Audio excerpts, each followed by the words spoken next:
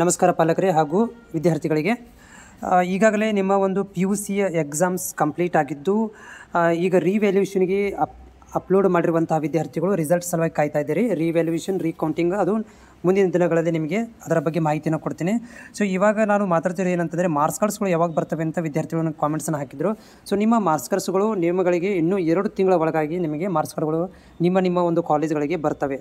ಅದರ ಜೊತೆಗೆ ನೀವು ಕೂಡ ಏನು ಮಾಡಬೇಕಂದ್ರೆ ಕಾಲೇಜ್ಗಳಲ್ಲಿ ಮಾಹಿತಿಯನ್ನು ಪಡ್ಕೊತಾ ಇರಬೇಕಾಗುತ್ತೆ. ಯಾಕಂದರೆ ಇದು ಅಕ್ಟೋಬರ್ ತನಕ ನಿಮಗೆ ನಿಮ್ಮ ಒಂದು ಮಾರ್ಕ್ಸ್ ಕಾರ್ಡ್ಗಳು ನಿಮಗೆ ಲಭ್ಯವಾಗ್ತವೆ. ಅಲ್ಲಿ ತನಕ ನೀವು ಕಾಯಬೇಕಾಗುತ್ತೆ. ಅಂದರೆ ಅಪ್ರಾಕ್ಸಿಮೇಟ್ 2 ಮಂತ್ಸ್ನಾಗ ಕಾಯಬೇಕು. ಅದ್ರ ಜೊತೆಗೆ ಈಗೆಲ್ಲ ಫೇಲ್ ಆಗಿರುವಂಥ ವಿದ್ಯಾರ್ಥಿಗಳು ನಾವು ಏನು ಮಾಡಬೇಕು ಮುಂದಂತಂದರೆ ನಿಮಗೆ ಮುಂದಿನ ವರ್ಷದಿಂದ ಒಂದು ಆ್ಯನ್ಯುವಲ್ ಎಕ್ಸಾಮಿಗೆ ನಿಮಗೆ ಪರ್ಮಿಷನ್ಸ್ಗಳನ್ನು ಕೊಡ್ತಾರೆ. ಸೊ ಅದರ ಬಗ್ಗೆ ಕೂಡ ವಿಡಿಯೋ ಮಾಡಿ ಹಾಕಿದೆ. ನಿಮಗೆ ಅನ್ಲಿಮಿಟೆಡ್ ನೀವು ಎಕ್ಸಾಮ್ಗಳನ್ನು ಬರೀಬೋದು ಮುಂದೆ 2025ರಿಂದ ಅಂತೇಳಿ.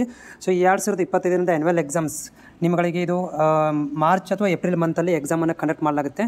ಸೊ ಈ ಒಂದು ಮಾರ್ಚ್ ಅಥವಾ ಏಪ್ರಿಲ್ ಮಂತ್ ಒಳಗಡೆ ಬರಬೇಕಂತಂದರೆ ಅದಕ್ಕಿಂತ ಮೊದಲು ನಿಮಗೆ ಏನು ಮಾಡ್ತಾರೆ ಅಂತಂದರೆ ಒಂದು ಮಾಡೆಲ್ಸ್ ಕೀ ಆನ್ಸರ್ಸ್ಗಳನ್ನು ಮಾಡೆಲ್ಗಳನ್ನು ಆಮೇಲೆ ಮತ್ತು ಬ್ಲೂ ಪ್ರಿಂಟ್ಗಳನ್ನು ಅಪ್ಡೇಟನ್ನು ಮಾಡ್ತಾರೆ. ಅದು ಜನವರಿ ಮಂತಲ್ಲಿ ಅಪ್ಡೇಟನ್ನು ಮಾಡ್ತಾರೆ. 2025 ಸಾಲಿನ ಒಂದು ಆ್ಯನ್ಯುವಲ್ ಎಕ್ಸಾಮ್ ಬಗ್ಗೆ ಅಪ್ಡೇಟ್ಗಳನ್ನು ಜನವರಿ ತಿಂಗಳಲ್ಲಿ ಏನು ಮಾಡ್ತಾರೆ ಅಂತಂದರೆ ಮಾಡೆಲ್ಸು ಮತ್ತು ಅದರ ಒಂದು ಬ್ಲೂ ಪ್ರಿಂಟನ್ನು ಅಪ್ಡೇಟ್ ಮಾಡ್ತಾರೆ. ಅದನ್ನು ಮುಂದಿನ ದಿನಗಳಲ್ಲಿ ಕೂಡ ನಾನು ನಿಮಗೆ ಮಾಹಿತಿನ ಕೊಡ್ತೇನೆ. ಅದರ ಜೊತೆಗೆ ಏನಂತಂದರೆ ಫೇಲ್ ಆಗಿರುವಂಥ ವಿದ್ಯಾರ್ಥಿಗಳಿಗೆ ಈಗಲೇ ಏನೋ ಒಂದು ರೀವ್ಯಾಲ್ಯೂಷನ್ ಹಾಕಿದ್ದೀರಿ, ಅದು ನಿಮಗೆ ಮುಂದಿನ ತಿಂಗಳು 2ನೇ ವಾರದಲ್ಲಿ ನಿಮಗೆ ರಿಸಲ್ಟ್ಸ್ ಸಿಗೋವಂಥ ಚಾನ್ಸಸ್ ಇದೆ.